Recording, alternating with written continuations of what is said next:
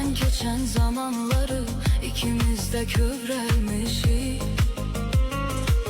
Sen özgə ruha qonaq, mən özgə ruha qonaq, sanki yad dünyadayıq. Qara tellərin kimi qaradır taleyimiz, bir acı rüyadayıq.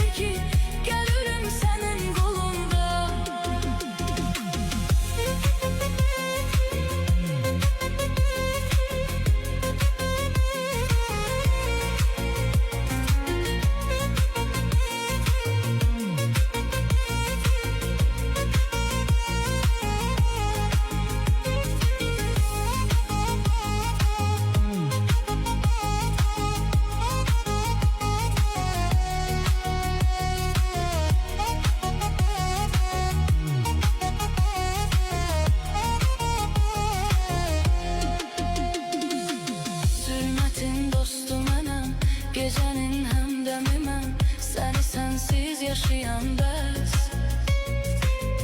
Axı çoxdur yaşına, bu yaşda tək başına, biri böyük dərd daşıyan bəs.